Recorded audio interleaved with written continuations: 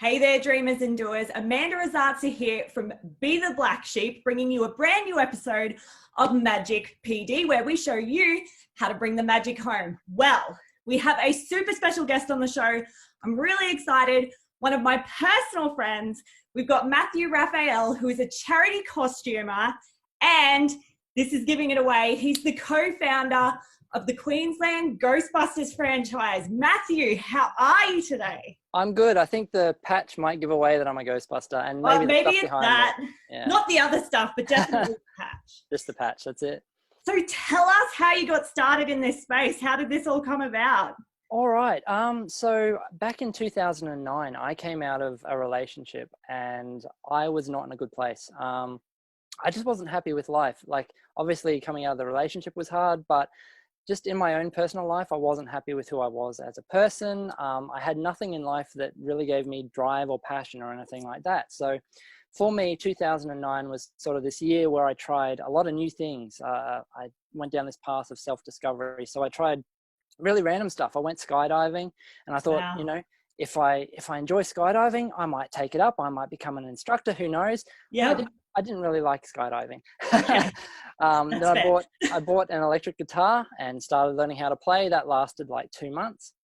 But I bought my first high-end sort of movie quality costume as well. It was a suit of armor from the video game Halo, Master Chief. Yes. And I had no idea what I was going to do with it. I had no idea really why I wanted a costume. It was just, I'd always wanted a movie costume. When I was a kid, when I was 11, 12, I used to work out at my local church in the video department. And so I used to do camera work and technical directing. So I'd always had this interest in film and movies and stuff, but I'd never really done anything about it. So I just wanted to own a cool costume. Again, I didn't know what I was going to do with it. So I bought this costume. It sat in a box for like 6 months. No idea what I was going to do with it. But it was cool to have. So I just did like random photo shoots up the backyard with my dog. And I was working at the time for a website called Ready Up Live. I was a writer. So I used to sort of use my costume to do these funny little stories about Master Chief at home. And I'd do all these funny videos and stuff like that. So I was sort of using it a little bit, but not a lot. And then around the same time, so Ghostbusters, when I was a kid, Ghostbusters was a massive deal to me. I remember in primary school in grade 3, one of the kids in the class had recorded Ghostbusters off the TV. So we had this VHS tape, this dodgy VHS recording of it. And he'd come to the class and it'd get lent around to all the different kids. So every week a different kid would take it home.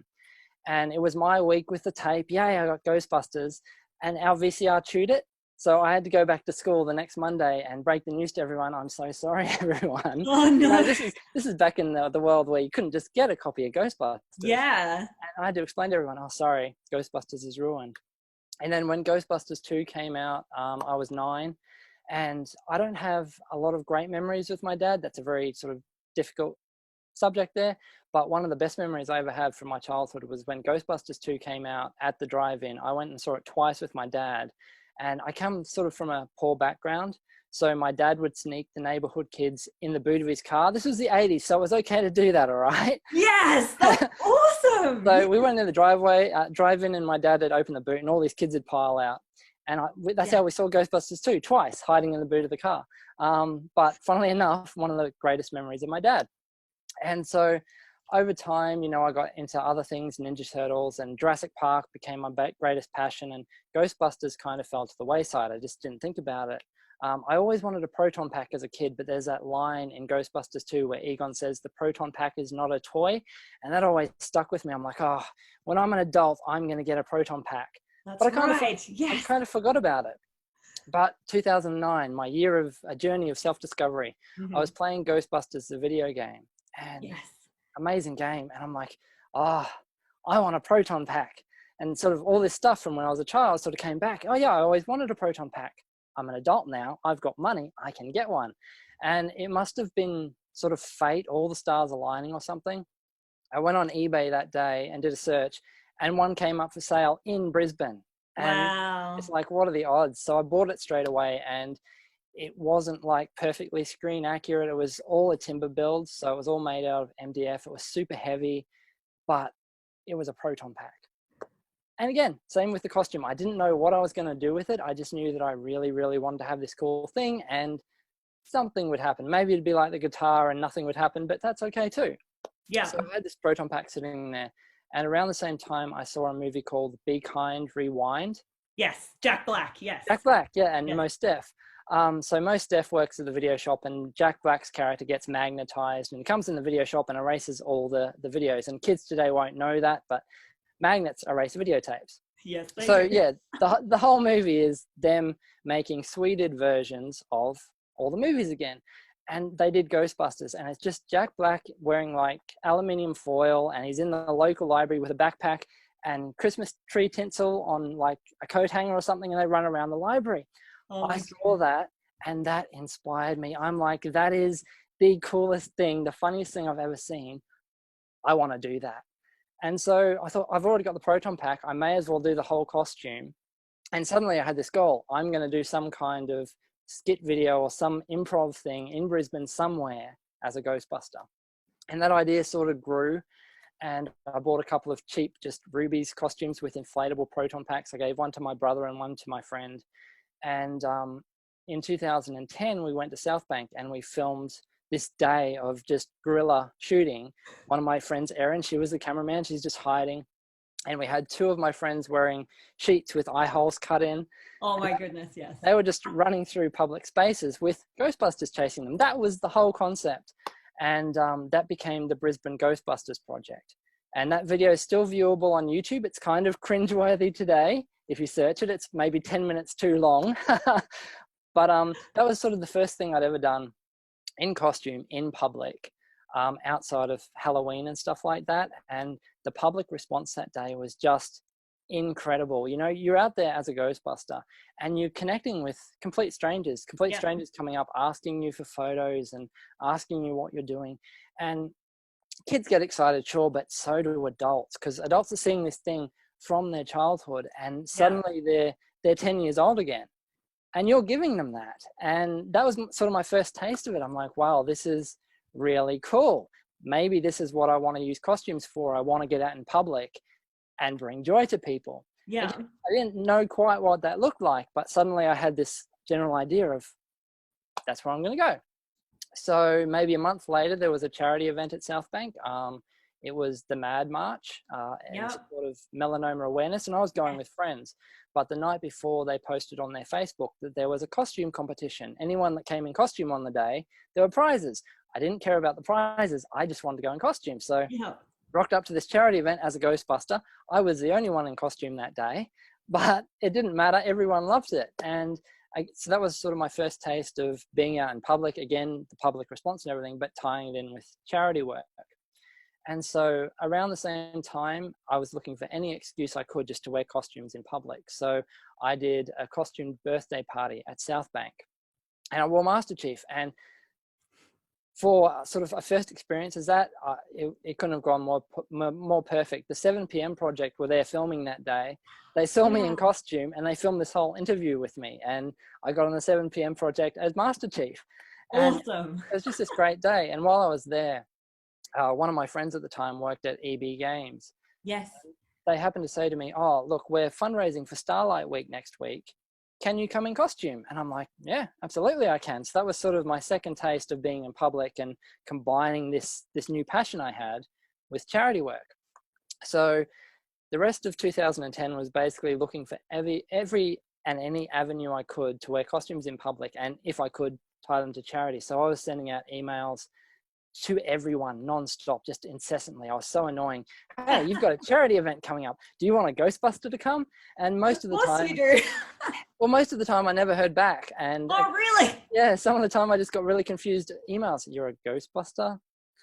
Didn't really get it. But I got some replies back. Yeah, we'd love to have you. So I started doing stuff, and that kept me going.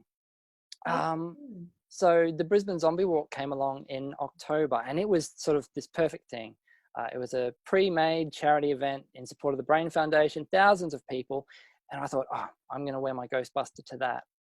But a little closer to the event, I started to get worried because I looked at photos from the previous year and I saw like all the fake blood and stuff. And I'm like, oh no, I've got this really nice costume. I don't want anyone to ruin it. Yeah. But I really love zombies as well. So I thought, okay, I'm gonna do some kind of zombie costume. What will I do? I'd recently read Death Troopers, the Star Wars novel, which is Yes. set on a Star Destroyer and has all zombie stormtroopers. And I'm like, I'm going to do a zombie stormtrooper. So Yeah. I did this zombie stormtrooper, and it was just an amazing day. The helmet is there, I think. Yes. Yep. Perfect. So it was just an amazing day. Met a lot of really great people. It was the biggest event I'd ever done, all the positive feedback and stuff like that. There was one particular photo taken of me on that day, and I feel really bad to this day because the photographer has never been credited. I don't even know who took it. Oh no. Yeah. But someone posted it to somewhere online. It wasn't Reddit, but it was like Reddit. Okay. Yeah. This thing took off. It went viral. And when I say viral, it was nuts. I'm talking millions of views, hundreds of thousands of shares. This thing followed me around for the next 7 years. It just wouldn't go away. Every few weeks it'd pop up somewhere else. It hit Reddit like a dozen times and always made front page. I had friends saying that their co-workers had shown them this random, oh, look at this cool dude in costume. And they'd be like, oh yeah, that's my friend. And the funniest, yeah, well, it was just amazing. I'd never experienced anything like it.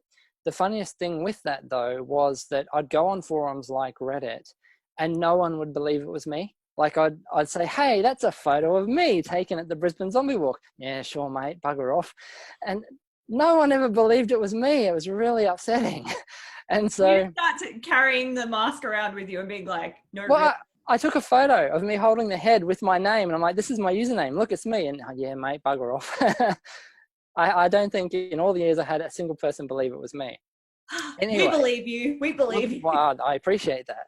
So because this photo went viral, the 501st Legion, which is the Star Wars costuming group that does all the charity work, apparently it was massive news in the 501st because they were trying to track down who is this random guy that has a zombie stormtrooper, because I was like one of the first people in the world to do this costume. Yeah. And this photo just kept popping up all the time. So the 501st were on this quest to find out who I was, where I was from and everything. Eventually it got identified, Brisbane Zombie Walk. Okay, there's a guy in Brisbane with a zombie stormtrooper. How come no one knows who he is? And so this guy in the 501st named Alex, he finally tracked me down on Facebook. And I can't remember his first message to me, but it was something like, hey, you're the zombie stormtrooper. And I'm like, oh my God, yes, that's me. Exactly. Someone believes it's me. So I was just excited to, have someone accept that, it's me in this costume. But one of the first photos he ever saw of me on my Facebook was me in full Ghostbuster kit. So straight away, he's like, you have a Ghostbuster. You have a proton pack. Yeah, mate. So we became instant friends. And he decided he wanted to make his own proton pack. That thought had never entered my mind before. Like, there's going to be someone else in Brisbane that wants to like put in the time and the expense and everything to do a full movie quality costume. So I got really excited by that. So through Alex, I met a lot of other people in the 501st and they met me, and sort of Alex's build of his pack became this whole thing. There were build parties around it and other people got interested and other people wanted to do their own proton packs and Ghostbusters, and it just started to grow. And so Alex was chatting to me one day. He's like, we need to create a group. And I was just like, why do we need a group? He's like, because lots of people want to become Ghostbusters. You're the first, I'm the second. We need to get ahead of this and create something. So we created the Queensland Ghostbusters franchise. Again, didn't really know what we were going to do with it, but we just knew we wanted to have some place online where people who were becoming Ghostbusters could all talk and hang out and stuff like that. And what I didn't realize at the time was that there were other franchises, not only around the world, but in Australia. Oh, so wow. I started talking to like the West Australian Ghostbusters and the Sydney Ghostbusters and all this, and realized suddenly this small world that I had just started to grow exponentially. And got on really great with the West Australian Ghostbusters. We loved their logo. So a guy in the West Australian Ghostbusters named Toby, he's like, I'll make you a Queensland one. We're like, okay. So suddenly we had the logo up and everything. And we went along to Supernova, Alex and I and Justin. They hadn't completed their costumes, but we went along to Brisbane Supernova. I was fairly new to conventions. Yeah. And lo and behold, at Nova, we met two other Ghostbusters who were Brisbane based. And it's like, oh my God, hey, we have a group. Do you want to join? And so suddenly we had 5 Ghostbusters. And that was really exciting to me because in the movie, they've only got 4 Ghostbusters. We had 5. We'd done better than the movie. So yeah, it was just this amazing thing. And then over the years, the group has grown because when Ghostbusters was released in 2016, Sony kind of put all the Ghostbuster stuff under one umbrella called Ghost Core. And Sony decided, hey, there's this huge fan community. There's all these people around the world who have replica costumes and replica props and cars and all the other stuff. We're not going to shut this down. We're going to fully embrace it, and we're going to make the most of this fandom that's available to us to use. And so you could register to become an official franchise. Awesome. And so basically, yeah, you put in all your information and everything, and they send you a certificate, which is signed off by Ivan Reitman. Oh, so, wow. Yeah. And so you get added to Sony's database. Yeah. And if there's any ever events in Queensland and stuff like that, Sony get in touch and we do that. And the basic guidelines of what you had to do to be a franchise, and it was something like you had to have minimum 3 members. We had that covered. We had 5, too easy. Yeah. And you had to do some kind of community service. So whether you went out and just did community convention appearances, ideally charity work of some kind, then Sony were happy for you to do your own thing. And so that's sort of how the franchise started. And since 2011, when we became official, we've just grown, and we've got maybe 15 members now, which it's not a lot, but for something like this, given the expense of the costumes and everything like that, it's great. So yeah, that's how we came about. That's amazing. So I know this is not the only costuming that you do, but focusing on this, I guess if you were to give people advice on, say, if they wanted to join, so there's other franchises around that they can join, and this is just a really amazing example of how people can create that magic in their own homes, in their own groups, in their own communities. So give us some advice on how to make that happen. What does that look like? Yeah, well, again, because I never started out with the intention of this becoming so big and with the intention of getting out in the community, it's kind of grown in that. So I think the first thing for people to do is identify something that they're passionate about for themselves. Like my first proton pack, I didn't get for anyone else. I got for me. Yeah. Because it's something I'd always wanted. And it's turned into this great thing that I can use. The interesting thing with being a Ghostbuster, so as you mentioned, I do a lot of different costumes. I've got over 50. And the Ghostbuster is completely different to any other character I do. So I'll use Batman as the example for this. When you dress as Batman, you're Batman. And you're out there in public, you're Bruce Wayne, you're Batman. That's who people see, and people bring their own expectations to that of who Batman should be and stuff like that. So I do 89 Batman, which is Michael Keaton. Nice. In the movie, he doesn't change his voice much when he's Batman. He makes it a little bit deeper, and he speaks sort of in short sentences, but it's just, I'm Batman. He doesn't do much to change his voice. But most people are really familiar with Christian Bale, who does the really gravelly, raspy, I'm Batman. And so I've been told hundreds of times over the years, you're doing the voice wrong, man. And I'm like, well, no. Technically I'm not, because I'm Keaton, and people just look at you really blankly. And it's because you are this character. So whatever embodiment they see in Batman, you're meant to represent that. And the interesting thing with Ghostbusters is none of us do any of the characters from the movie. None of us are Venkman, none of us are Stantz, none of us are Spengler, none of that. We're just our own characters. So when I'm a Ghostbuster, I am Matthew, the Ghostbuster. Yeah. So you can put your own spin on the personality and everything like that. But I think that really helps in being convincing as a character when you're out in public, because you are yourself. You're not trying to be someone else. And when I'm a Ghostbuster, I do take sort of pages out of Venkman's book. I'm a big smart ass, and I run off the BS like no one's business. But it's still me in the suit. And so that helps you sell the narrative that, you're a Ghostbuster, you're a legit Ghostbuster, you're out there, you're on a job, whatever like that. And most of the time when we're out in public, we are sort of selling the narrative that we are legitimate Ghostbusters. We're not people in costume. We are on legitimate jobs. And what I find in life that's really interesting is people are so willing to accept that. I'm not sure if it's because you're connecting with their own sort of magic inside them and they want to believe that maybe this can be real or what it is, but people are willing to accept that you are legit the real deal. You're a Ghostbuster. You're out there on a job. All the equipment's real.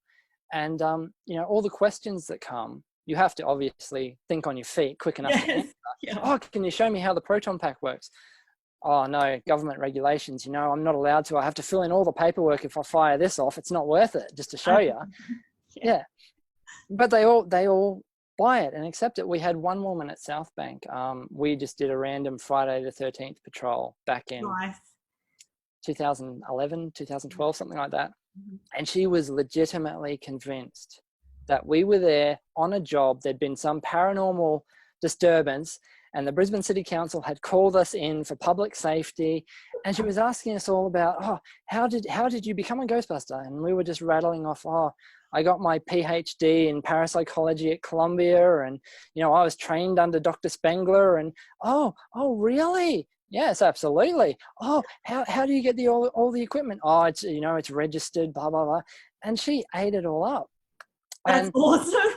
Yeah. So and that must feel amazing while you're in that moment. That must feel incredible, right? It does, because you're selling the story. It helps you be more in character. You know, Absolutely. you're not getting questioned on it. So you just keep going. You're like, how far can I push this envelope? How much BS can I sow here? Amazing. But it's interesting in life that you can sort of make comparisons in life with what you present to other people is what they accept as face value. And that happens in life a lot of the time. So whatever you put out there is what you're going to get back, with people accepting, oh, this is what this person does, or this is what this person is passionate about, or anything like that. So I think in life, it's great if we feel encouraged and safe enough to kind of put ourselves out there. Yeah. I'm not sure of an example, but if you're pursuing something in life, whether it be a career or something like that, even if you haven't achieved it yet, it's okay to say, hey, this is what I want to become, and this is what I'm studying. And, you know, you're okay to put that part of yourself out there, and people will accept it. People aren't going to tear you down and say, oh, you're not a psychologist yet. What are you talking about? No one actually does that in real life. And I think our own fears sort of make us think that people will respond that way, but people don't. That's it. I've got a lot of examples from other costuming scenarios when we've gone out and done stuff. When you present a certain face and when you act a certain way, you act like you're supposed to be there and you know what you're doing, people just accept it. I helped launch and run a charity group called Drawn to Life in 2012. And it was just charity costuming, all different sci-fi and pop culture and stuff like that. And we did one event at a pet store. We were meant to go out to this pet store, and it was for Halloween. I can't remember what charity we were doing, but we were meant to do this Halloween appearance at a pet store.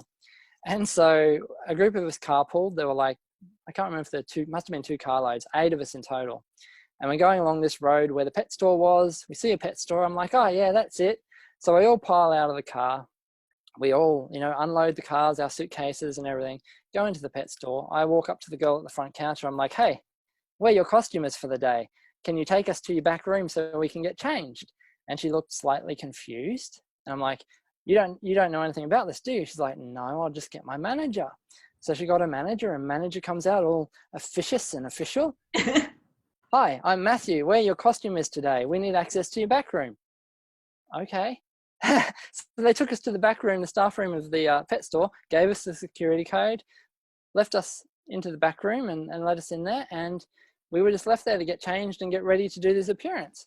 And someone happened to say to me, that's really weird that they didn't know we were coming and stuff. I'm like, yeah, that is a bit odd, isn't it? So I looked it up on my phone. I'm like, what's the name of this pet store? And we looked around and saw like supplies and stuff. We had the wrong store. The pet store we were meant to be at was like a block down the same street. And I'm like, oh, whoops. So we all get changed again, go back out. I'm sorry, wrong store. I mean, that's an extreme example of it, but that's an example of, we were confident that we were supposed to be there, and we presented that, and people just accepted that. And I think, yeah, that happens in real life a lot of the time too. When I was running Drawn to Life, so outside of Ghostbusters, I'd never had experience in leadership. I did the role of PR officer for a while for Drawn to Life. Then I was the executive officer, and then I was the captain, so I ran the whole thing. but I didn't know what I was doing most of the time. I winged it, I faked it, and I just sort of presented this confidence that, yeah, I'm in control. It's all right, guys. I know what I'm doing. And we must have had maybe 50 members at a time, and we were doing events every weekend with a lot of high profile clients. We did stuff for Disney, we did stuff for Universal, a lot of really high profile stuff. And I had no idea what I was doing. But everyone believed that I knew what I was doing. And I think belief in yourself is important, but when others believe in you too, that's an even more powerful thing, because it's suddenly like, okay, people are trusting that I have the skills to do this. Clearly I must. That's right. That's so true. And just, I think for you, like I hear you saying you didn't know what you were doing, but you were showing up every day, and that's half the battle, right? That's just right. Yeah. Show up. Even though I didn't know what I was doing, I'd figure it out. So one way or another, it'd work out. Exactly. Yeah, like we had events that went perfectly, but we also had events that were complete train wrecks, just derailed completely, were horrible messes. And I think that's important in life too, to not get discouraged by the train wrecks, because any journey is going to have problems, and you're going to have bad days, bad weeks, bad months. But don't let that detract from all the good stuff that you are capable of achieving as well. Exactly. And I mean, look at those train wrecks and go, well, there's 7 things we're never going to do again, because clearly that didn't work, right? So you can find ways to improve it for next time. And even the most, and you will know this, the most perfectly planned event things can go wrong, right? You couldn't possibly plan for a lot of things that could go wrong on you, hey? That's it exactly. I don't think I've ever had an event that has gone as planned. You know, there's always something that goes wrong. I told you this story at your wedding reception. This is the wedding story from the 501st. So yes, please share. I love this. We did a wedding at Parliament House in Queensland, and we were informed, first of all, that security knew we were coming. They were going to be expecting us. Security didn't know we were coming. So we rock up to Parliament House, just carload after carload of people, and we're unloading suitcase after suitcase, and security's watching us. We thought they knew why we were there. They didn't. So we had to explain to security, oh, hey, we're here for the wedding. Oh, okay, put all your suitcases up on the x-ray and everything. And we did, but of course the suitcases are full of blasters and weapons and everything like that. And security's like, okay, we need to get head of security down here. And like, that wasn't perfect, but we got in, and then we were briefed that we were going to escort the bride down the aisle. But then the bagpiper arrived, and he was also briefed that he was going to escort the bride down the aisle. So we were rehearsing for what we thought we were going to do, and we had this piper saying, "No, that's my job. You're not doing that." Okay, we're not arguing with the piper. The bride was fashionably late, so we didn't know what exactly she wanted, but we figured that out. And I don't know if you've ever been to Parliament House, but there's a lot of like back alleys and side rooms and everything like that. And someone had the bright idea that I would be the guy that remembered the route we had to walk through all these back areas of Parliament House to get to where the ceremony was. I didn't remember. The only thing I remembered was that we had to go through a set of glass doors. Okay. So we fully kit up. There's 2 stormtroopers. Me as a stormtrooper. We've got a couple of officers. We've got Darth Vader in tow. All right. Find this wedding reception, this wedding ceremony, sorry. And we'd been briefed that when the piper started playing the Star Wars theme, we were to bust through these glass doors and storm the wedding. Stormtroopers can't hear anything. So that was my task again. Don't give me that task. That's not my job. So I got us lost in the bowels of Parliament House first. And I finally saw a set of glass doors, and I'm like, oh, I'm pretty sure that's where we're going to go. Again, I was faking it. I had no idea. I'm like, yeah, that's it. That's where we go. It's going to be so fun. I told one of our officers, oh, can you just go up and check just to make sure, have a peek? And he peeked through the door, and Anastasia Palaszczuk's in there. It was a sitting day of Parliament. So we nearly stormed through these glass doors into a sitting day of Parliament. Oh my goodness. For all our friends playing overseas or interstate, she's the Premier of Queensland. So she's top dog. So anyway, security obviously saw what we were about to do. They came out and got us. Where are you meant to be? Oh, we're meant to be at the wedding. Okay, you're in the wrong wing. Come over here. So we got led to the right place. And Leith and I, so Leith was another stormtrooper, we're there waiting at the doors, listening for the Star Wars theme on the bagpipes. We hear the bagpipes start. Oh, that must be it. We bust in. It's not the Star Wars theme. It's like the start of the wedding march or something. We just crashed the wedding right at the beginning. So all the guests turn around. They stare at us. We didn't know what to do. Darth Vader slinks out backwards, hides in the corridor. Myself and Leith, we're just there as stormtroopers. We're frozen. I'm looking at Leith for direction because he was the point of contact on the day. He's frozen on the spot. He's not moving. I'm like, okay, I'm going to do the same thing. So we just stood there frozen during the whole ceremony. Oh, wow. And then dedication. they finally played the Star Wars theme. Vader comes in. And perfect. Like, it was a complete mess of a day, but it turned out perfect because we gave them just incredible stories to share. Everyone at the reception and everything just had a wonderful day. It's like stormtroopers crashed the wedding. I don't think I've ever had an event go so wrong, but turned out wonderful in the end. So yeah. Amazing. I love those kinds of stories. That's just, turned out perfectly in the end. That's awesome. Well, Matthew, thank you so much for your time today. Now, if anyone out there, and I know they will, first of all, you're coming back for another interview, of course. We're going to hang out again, right? I've got a million more stories. So awesome. all of the interviews, all of the hangouts. But if people want to follow you on social media or check out any of your videos or your costuming, where can they find you? They can search for Queensland Ghostbusters franchise on Facebook. That's probably the best place. Fantastic. Awesome. I will put that in the description of the video as well. Again, Matthew, thank you so much for your time. Everyone out there, have a fantastic rest of the morning, evening, afternoon, wherever you are in the world. This has been Amanda Rosazza with another episode of Magic PD, where we show you how to bring the magic home, and we'll catch you again soon. Bye. See ya. Who are you going to call?